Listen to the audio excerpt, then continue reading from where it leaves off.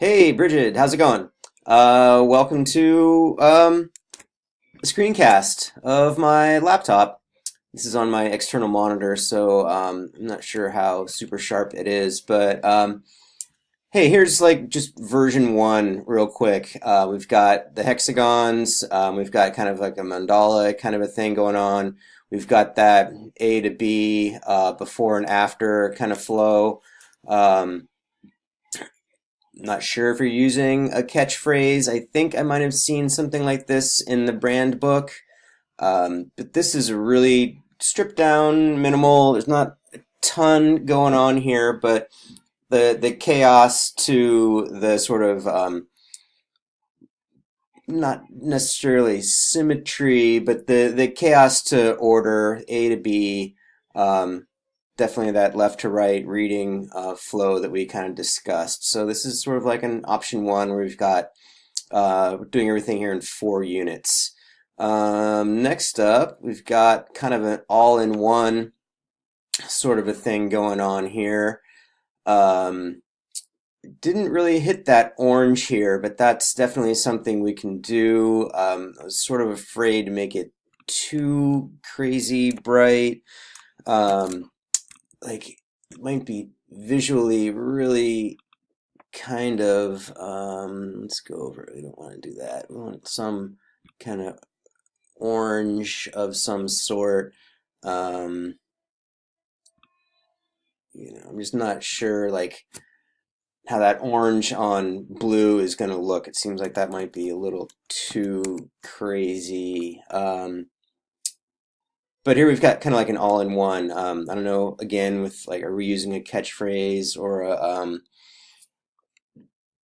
buzzword, I guess is what we discussed previously. So this is like a secondary thing. We could maybe just do real simple, put a color on the stroke around the outside of the thing if we did want to incorporate that that orange in there somehow. So that's sort of a rough on version 2. Slide over here to version 3. We've got kind of messing with the layout on the fonts a little bit. And of course, these are really easy to change, so I didn't want to get too crazy with the font selection yet. That's going to fall into place later. I'm more concerned about getting kind of a dynamic sort of scene happening. This is obviously like the chaos. This is more of like flowing down as compared to like the A, B before, after that we discussed. But this sort of chaos into order kind of a thing I really like quite a bit. But here's a version, this is kind of version 3. Yeah, so, and then actually that's kind of ironic, but there are 3 hexagons in version 3. Moving along, this one's very similar but a little different, where this is kind of like sort of taking over. And we definitely have like a little bit of that that flow still, where this chaos turns into order. This is, we can obviously like take these things and sort of play around with them. Let's see here. We're gonna cut that out, and then we're gonna move all of this. Excuse me, on the fly. Move all of this over and then put that thing back, and we can kind of go, continuing with that left to right thing here. That's actually almost has that arrow shape pointing over to the right with a go kind of vibe happening there. I think I like that better flipped around, actually. So that's kind of version 4. It kind of was sort of like implying that this line would like flow into this line, and I will obviously touch that up when we go to the next version of whatever we're doing. Got a little tiny block back here to mask out that line as it does go from one hexagon into the next. Here's version 4. Moving over here, we got version 5, kind of tucked that inside of, it's like sort of, we have this container now, this B has become a container. And again, with the chaos into order kind of a thing going on there. definitely got a left to right flow happening. I like this line down here. It's fairly dynamic, like wraps, brings you into the second side. It's got a dynamic vibe to it. These things, again, we're not really pulling in that orange here, but we definitely could be pulling in some orange somewhere. Let's go ahead and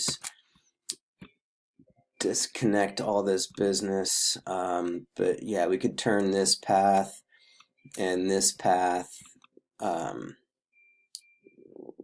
This isn't really what I want to be using, but we can go and grab some kind of orange-ish sort of a thing. What's down here? Maybe that kind of an orange. Again, this is what I was getting at, like that orange on blue kind of makes for potentially kind of loud kind of a thing. We can go maybe grab a little bit of a lighter blue,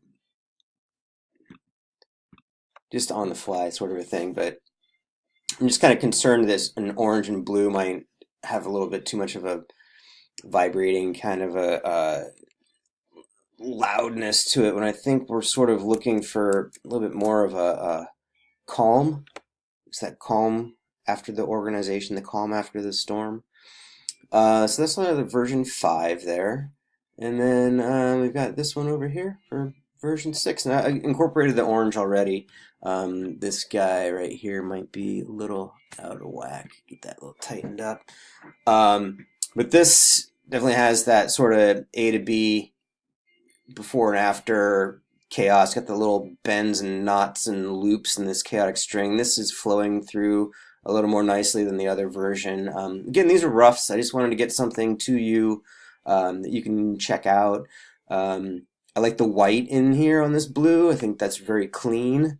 And then not everything has that same kind of weight. And again, with like the way we flipped that other one, we could grab this and put it underneath. It's got kind of a little bit of a Mickey Mouse sort of mouse ears thing. I'm not sure if that's quite exactly what we're sort of looking at there, but maybe just shrink that down, kind of like we did with the other one. Lost a little bit of that knot, but you could do something a little more like that. Let's grab all of this and put it back on the white so we can see what's happening here. But that's another sort of a rough on that. Put this little guy back right there. Yeah, so kind of obviously don't have a script. I'm just going on the fly here. But yeah, so that's a rough on these. Let me know what you think. Have a great evening.